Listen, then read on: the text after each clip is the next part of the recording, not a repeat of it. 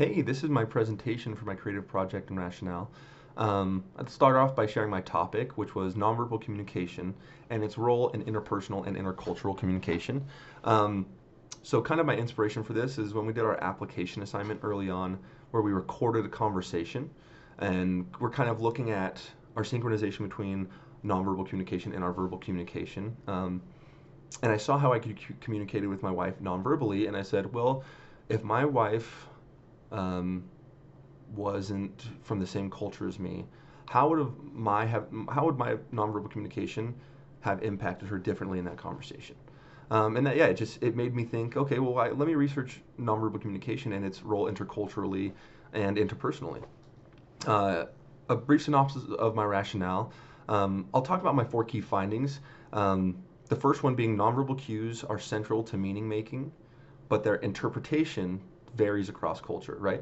So in all the cultures that I found in these studies, nonverbal cues were important to listeners' understanding of what was being said, right? But the same nonverbal cues could mean something in a different culture. So while they were still important, meanings weren't the same.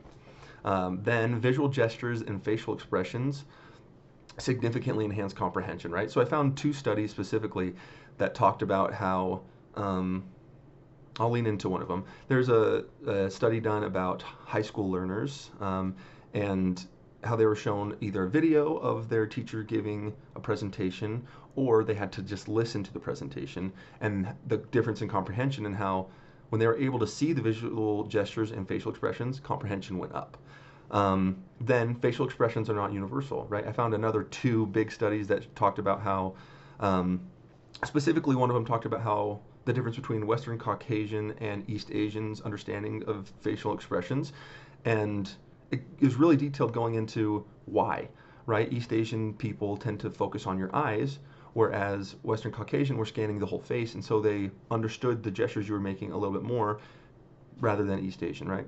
And so while facial expressions may be used universally, the understanding of them may not be. An effective interpersonal communication depends on the synchronization of verbal and nonverbal cues, right? Um, once again, this is really similar to the visual gestures and facial expression one, but this is more interpersonal, like conversational. And I found a study that talked about how being able to actually see somebody brings up comprehension for the listener in a conversation. I'll talk about my creative project, what it is, and why I kind of wanted to do it that way. So I'm wanting to go into sports communications, whether that's PR or just writing about sports for a newspaper, something like that. And so I wanted to test a medium that I may be using in the future that I haven't used a lot up to this point, which was a newspaper or magazine article.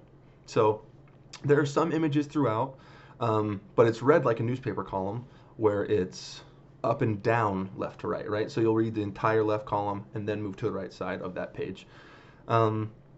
I then also kind of set it up like a magazine. The design of it is super, it's not academic at all, right? It's supposed to look like you're reading it directly out of a magazine. I put design in the background of it. But there's a lot of words, like it's very wordy, there's a lot to read because there's a lot of interesting information. And so it's kind of 2 pages with images and words, and then the last page is just like a newspaper column, right? It's just broken up into 2 columns. And then how does the project translate the scholarly information? I was hoping, my goal is that it feels, once again, not academic, right? The audience that I was intending for is people my age, or young parents who are learning about interpersonal communication, right? I want it to be easy for anyone to interpret. How does it translate the scholarly information better? I broke up sections into actually my key findings. So you should be able to find those key findings directly throughout the paper, like word for word throughout the paper. But I kind of have an intro and a conclusion, just one concise paragraph that brings us in and brings us out of it.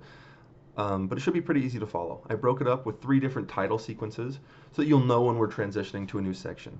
But yeah, I really hope you guys enjoy the project and the rationale later on.